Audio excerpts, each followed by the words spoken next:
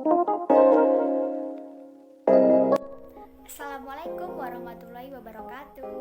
Kembali lagi di video pembelajaran bersama saya Kusnul Fatimah dengan NPM 2013 04 10 12. Di sini saya akan menjelaskan materi menyimak tentang keterampilan menyimak yang berisi pengertian menyimak. Yang kedua, tahap-tahap menyimak. 3. Faktor-faktor menyimak. 4. Tujuan menyimak. Yang kelima, manfaat menyimak. Apa sih pengertian menyimak? Menyimak adalah kegiatan mendengarkan lambang-lambang lisan dengan penuh perhatian, pemahaman, apresiasi, serta interpretasi untuk memperoleh informasi. Menurut Tarigan, menyimak adalah suatu proses kegiatan mendengarkan lambang-lambang lisan dengan penuh perhatian, pemahaman, apresiasi, serta interpretasi untuk memperoleh informasi, menangkap isi, serta memahami makna komunikasi yang tidak disampaikan oleh si pembicara melalui ujaran-ujaran atau bahasa lisan.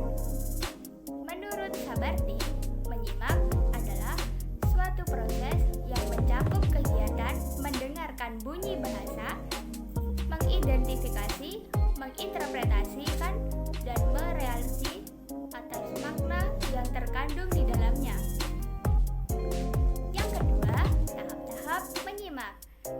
Yang pertama, ada tahap mendengar.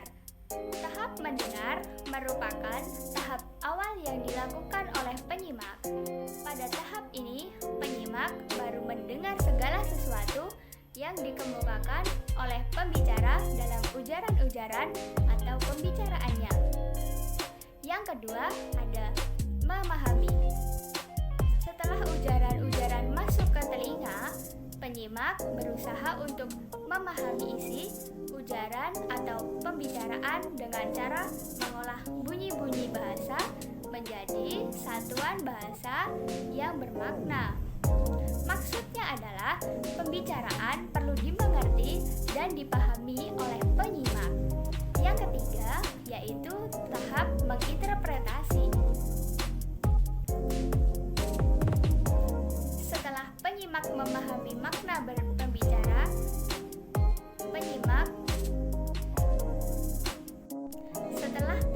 memahami makna ujaran pembicara, penyimak berusaha untuk menafsirkan maksud atau isi dari pembicaraan. Apakah ujaran bermakna tersirat atau ada makna tersurat? Jelasnya, penyimak harus mengerti makna dan maksud yang terkandung dalam pembicaraan tersebut. Yang keempat, yaitu mengevaluasi. Tahap menginterpretasi atau menafsirkan dilanjutkan dengan tahap menilai atau mengevaluasi.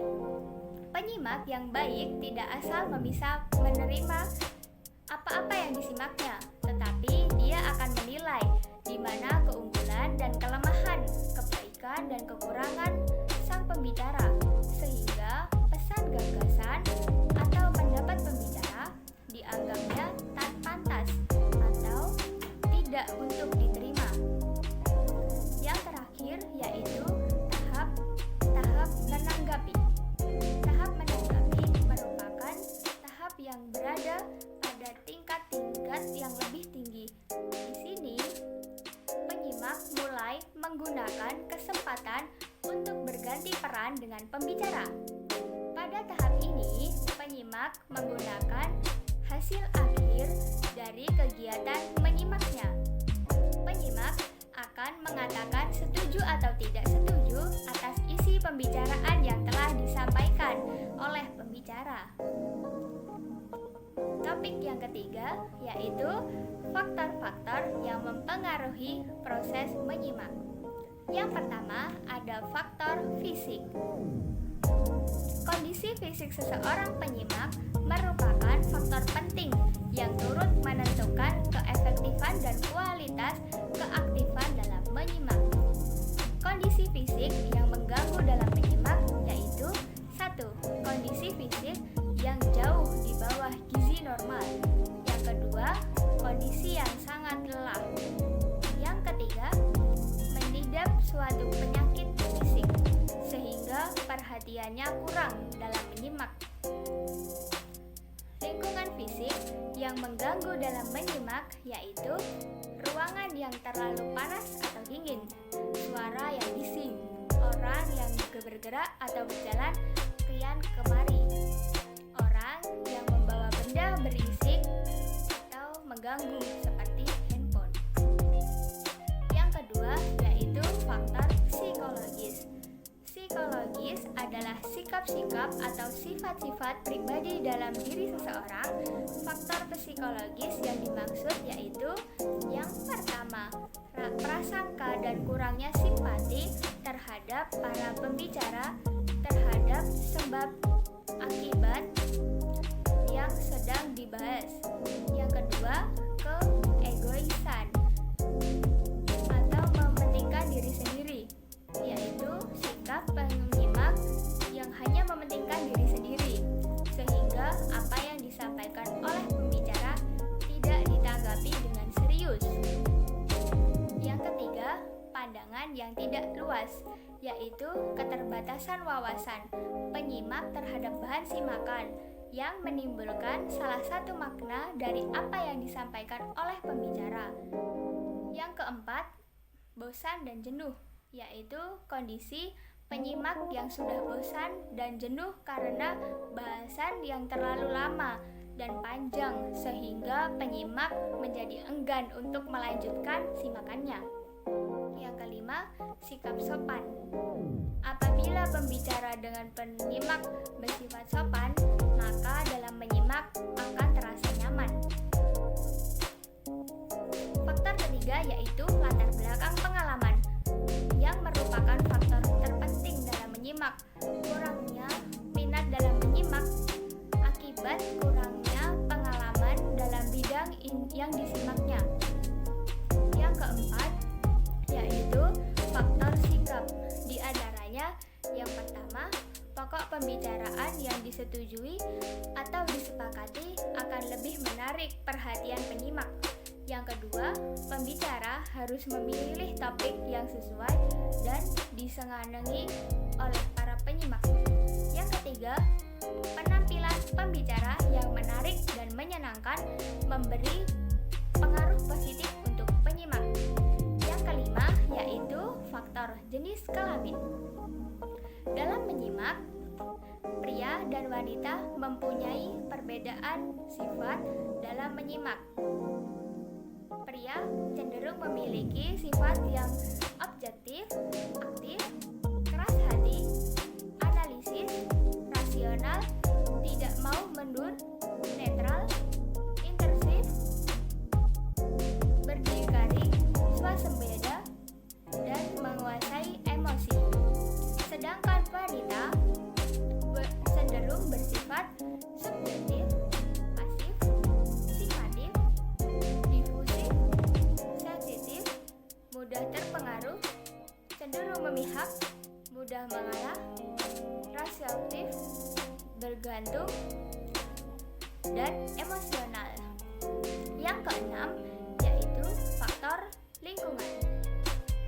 Lingkungan fisik diantaranya pembicara harus dapat mengatur dan menata letak meja dan kursi di posisi yang tepat. Sarana yang berkaitan dengan proses menyimak harus ditempatkan di tempat yang terjangkau. Pembicara harus berbicara dengan suara yang menyenangkan, memberi pengaruh yang jelas dan tepat, serta tegas. Pembicara harus menyampaikan materi yang dapat memotivasi para penyimak, seperti pada kegiatan seminar. Topik yang selanjutnya yaitu tujuan menyimak. Dari Tehan, Kandaharu dan Slamet 2011 pada bukunya halaman 13-14 menyatakan tujuan menyimak sebagai berikut. Yang pertama, memperoleh informasi yang bersangkut paut dengan pekerjaan atau profesi. Yang kedua, agar menjadi lebih efektif dalam hubungan antar pribadi dalam kehidupan sehari-hari, di rumah, di tempat bekerja, dan di dalam kehidupan masyarakat. Mengumpulkan data agar dapat membuat kesimpulan-kesimpulan yang masuk akal, agar dapat memberikan respon yang tepat terhadap segala sesuatu yang didengar. Sedangkan Jago Tarigan dalam bukunya halaman 11 bahwa menyimak dapat disusun sebagai berikut. Mendapatkan fakta dengan cara mendengarkan radio, televisi, dan sebagainya. Yang kedua, menganalisis fakta yang berlangsung secara konsisten dari saat ke saat selama proses menyimak berlangsung. Yang ketiga, mengevaluasi fakta yang disampaikan oleh pembicara. Yang keempat, mendapatkan inspirasi pembicara dari orang lain. Yang kelima, menghibur diri bagi orang-orang lelah, letih, dan jenuh. Yang terakhir, meningkatkan kemampuan berbicara. Topik yang selanjutnya yaitu manfaat menyimak. Manusia adalah makhluk individu dan makhluk sosial. Secara kodrat akan selalu hidup bersampingan dan bersama, sehingga tidak dapat dipisahkan dari individu lain. Dengan berinteraksi terjadi timbal balik antara pembicara dengan pendengar, sehingga otomatis pula disebut dengan proses menyimak. Manfaat menyimak diantaranya yaitu yang pertama, menambah ilmu pengetahuan dan pengalaman hidup yang berharga. Yang kedua, meningkatkan intelektualitas serta memperdalam penghayatan keilmuan dan hasanah ilmu. Yang ketiga, memperkaya kosakata, menambah perbendaharaan ungkapan yang tepat, bermutu, dan puitis. Yang keempat, memperluas wawasan, meningkatkan penghayatan hidup, serta membina sifat terbuka dan objektif. Yang kelima, meningkatkan kepekaan dan kepedulian sosial. Yang keenam, meningkatkan citra artistik. Yang ketujuh, menggugah kreativitas dan semangat cipta untuk menghasilkan ujaran-ujaran dan tulisan-tulisan yang berjati diri. Sekian materi yang dapat saya sampaikan. Sampai bertemu di lain waktu. Sekian dan terima kasih. Wassalamualaikum warahmatullahi wabarakatuh.